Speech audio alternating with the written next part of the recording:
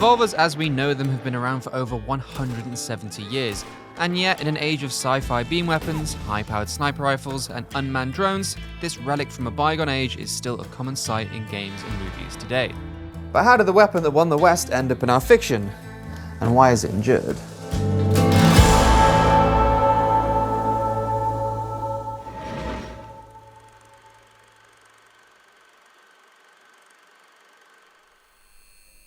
Before we talk about Dirty Harry, Deckard, and Revolver Ocelot dishing out their own brand of frontier justice, we need to take a look at the century that separates the conception of the weapon and the modern characters that become synonymous with it.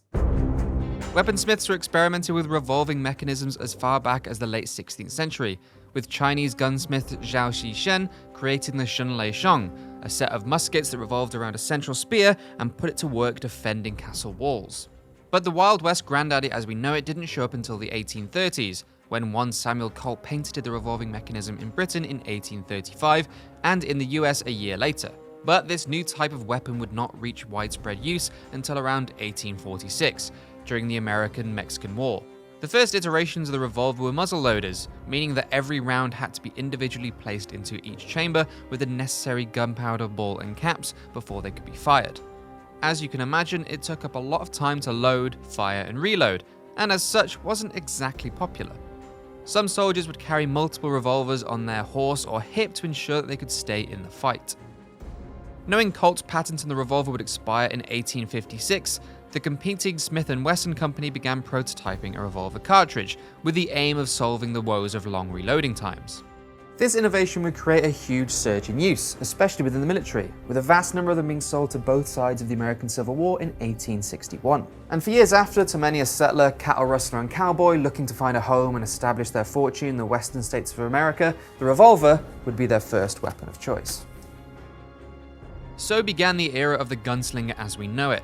The Wild West era is typically considered to be from the Civil War's end in 1865 up until 1895.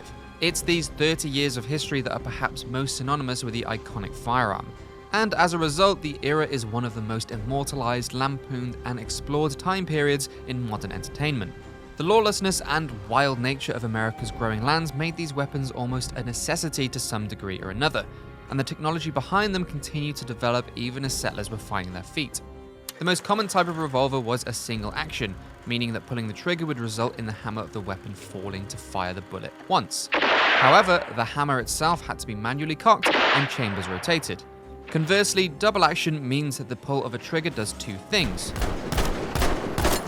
wrench the hammer back while aligning at the next chamber, and send the hammer crashing forward to fire the next round. The best virtual representation of this change in firing style and an evolution of the revolver can be seen in Rockstar's Red Dead Redemption titles.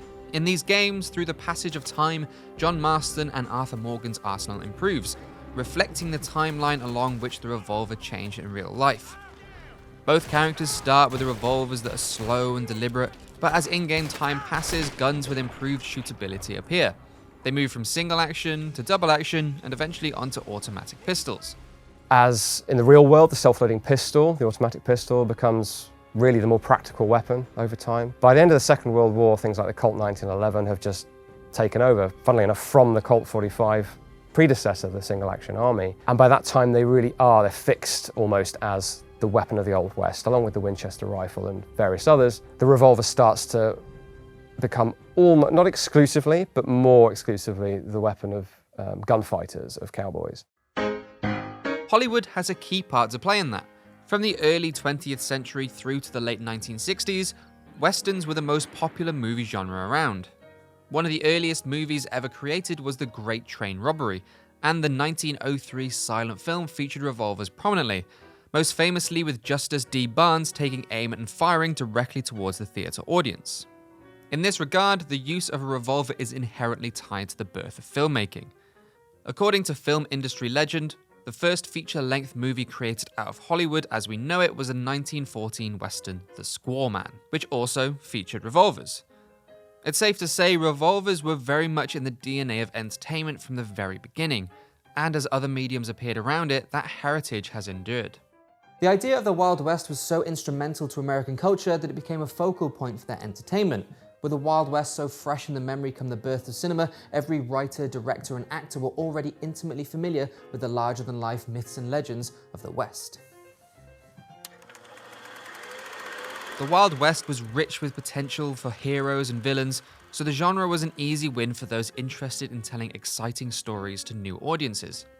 Even today, the image of a gunslinger is a very culturally powerful one, whether it's a down-on-his-luck cowboy on the run from the Pinkertons or a cigar-sucking man with no name. Get 3 coffins ready. And naturally, with every gunslinger, cattle rancher, sheriff, or bandit that graced the cinema screen, the revolver was never too far out of sight. Since its conception and production, the revolver has become a key part of many a myth and legend of the Old West, cementing it into the culture of American cinema. One famous myth that made it into films and games is that of fanning the hammer, where a gunslinger is holding down the trigger and pulling back the hammer with their offhand in order to rapid fire all 6 rounds. In reality though, this isn't accurate. The process of priming and firing at such speed does not lend itself to effective combat in most situations, as it's inaccurate and would mean stepping out from any cover the shooter may have, and it would also potentially damage the weapon too. Instead, this flamboyant process was a popular attraction in shooting shows, where marksmen entertain crowds with pistol-based performances and feats of accuracy. But regardless, it seems to be a skill many cinematic gunslingers have inherited and can utilize to great effect.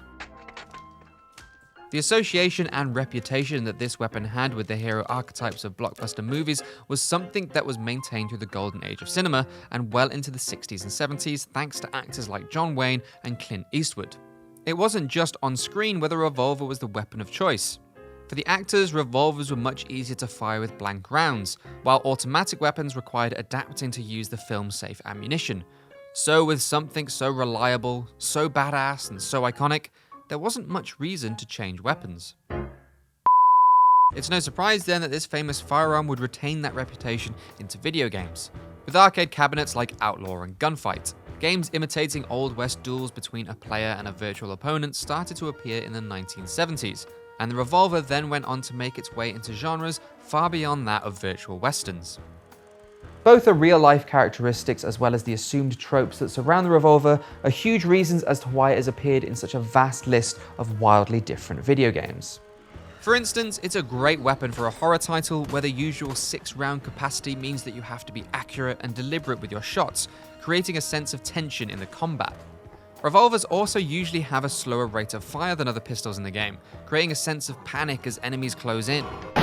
It appeared in the grandfather of the survival horror genre, 1992's Alone in the Dark, where it played to this exact trope. Similarly, 2014's The Evil Within presented the revolver as the first weapon you find in the game, and struggling to find ammo for it was a core part of the early game experience, further playing on that feeling of needing to make every shot count.